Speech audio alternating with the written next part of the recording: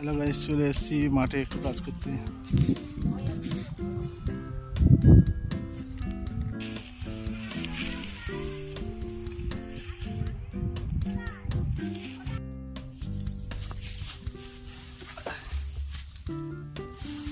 Hello guys, চলে এসেছি আজকের মাঠে একটু ধান কাটা ধান বাঁধা ব্লগ ভিডিও নিয়ে।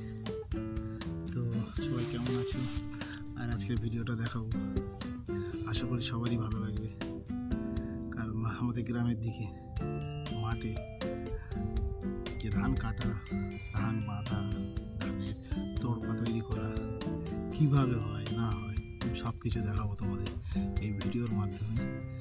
আর চলে এলাম ছোট্ট একটা ব্লগ ভিডিও নিয়ে, আশা করি তোমাদের ভালো লাগবে। আর যদি ভালো লাগে অবশ্যই একটা সাবস্ক্রাইব করে পাশে থাকার অনুরোধ রইল। আর ভিডিওটা চলো শুরু করি।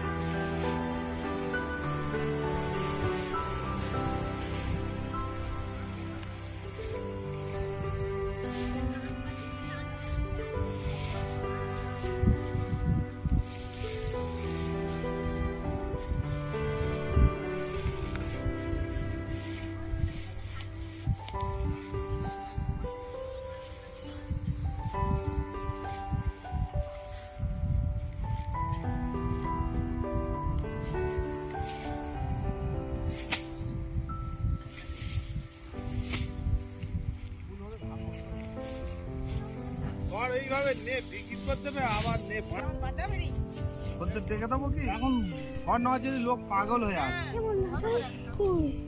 যত কম হোক এইভাবে আর বেঁধে ভালো করে ছাই এরকম করে দিবি, এরকম করে দিবি 600-700 টাকা হবে। কেন ওরা করে নেবে যখন 700 টাকা হয়ে যাবে? না ভাই, এমনি খোলা থাকলে সেল করে হবে।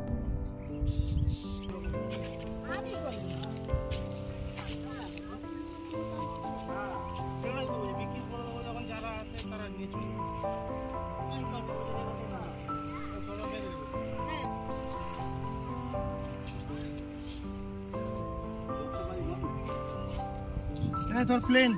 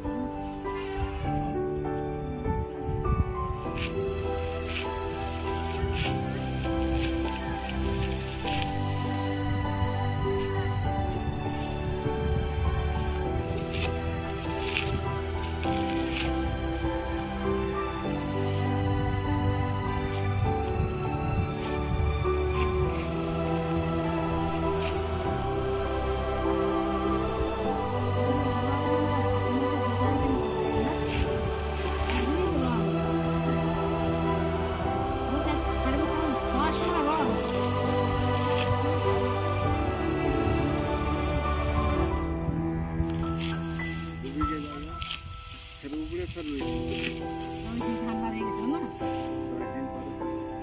সে ধান ভালো হয়েছে।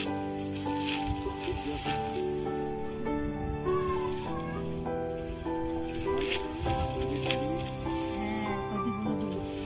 ও যে ওইভাবে দিল, ওর ওর ওর কত ক্ষতি হবে দেবে?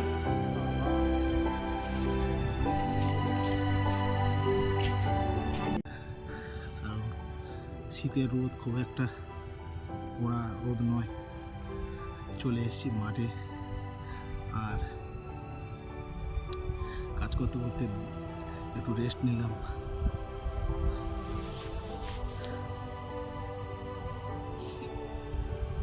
কারণ সব সময় তো কাজ করে ওঠা হয় না, মাঝে মাঝে আসি। তো দেখো এগুলো ধান কেটেছি, এগুলো হচ্ছে আমাদের, এটা দেখছো এই ধান কেটে বেঁধে ঝেড়ে ফেলা আছে। তারপর আমরা এই তড়পাগুলো তৈরি করছি। এটা 20টা করে একটা তড়পা তৈরি করতে হয়, 20টা করে একটা তড়পা। তো এর একটা হিসাব আছে, চাষিদের একটা হিসাব আছে। তো সেই হিসাব আমি তোমাদেরকে এখন বোঝাচ্ছি না। তো চাষিদের একটা হিসাব আছে যে ধান কাটার পরে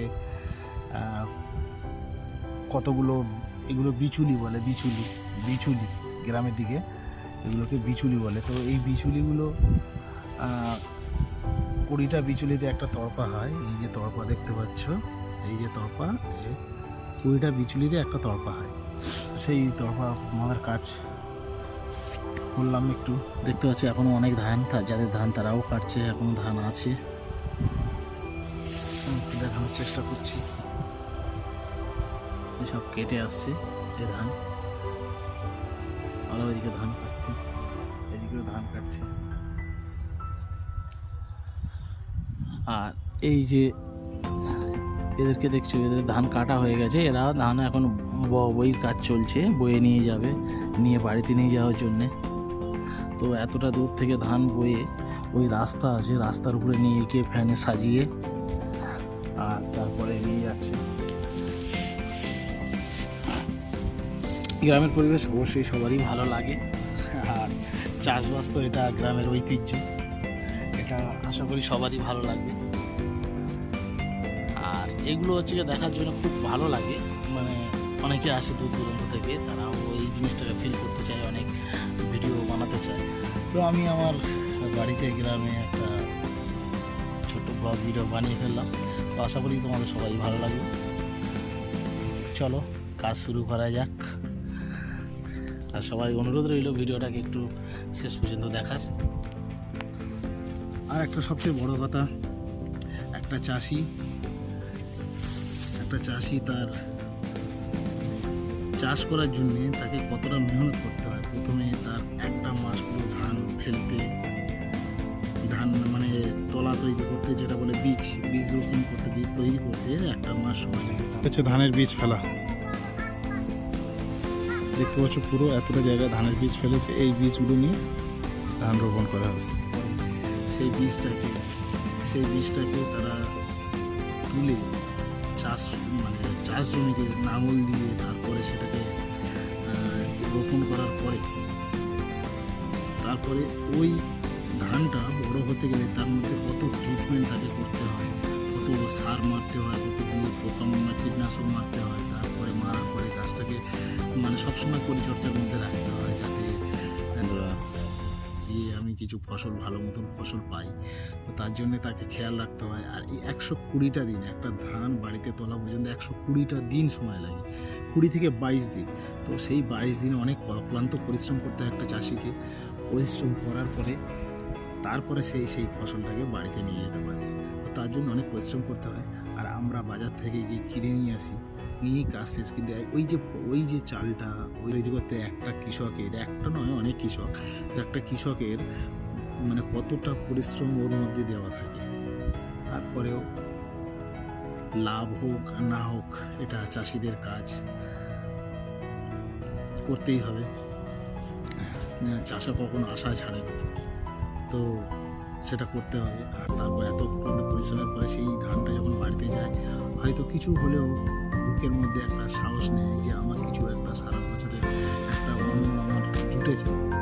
তো সেই 120-22 দিন অক্লান্ত পরিশ্রমের পরে এই ফসলটা তার বাড়িতে, তার জন্য কত কষ্ট হয় সেটা নিয়ে তোমাদের সামনে তুলে ধরলাম।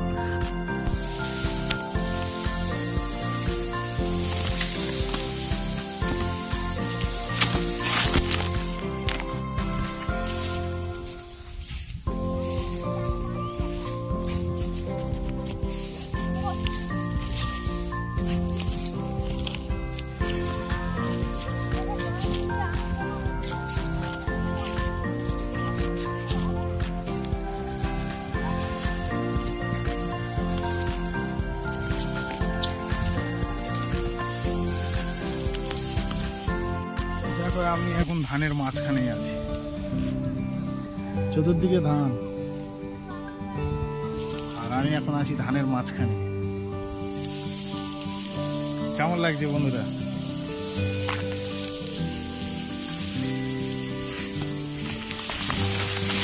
দেখছো ধানের মধ্যে দিয়ে যাচ্ছে।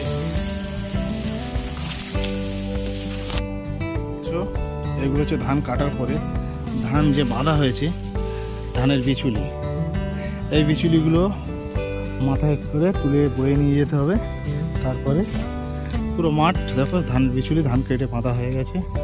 আর এই ধান হয়েছে দেখো, একটা বিচুলিতে কতগুলো ধান থাকে দেখো, তোমাদেরকে দেখাচ্ছি।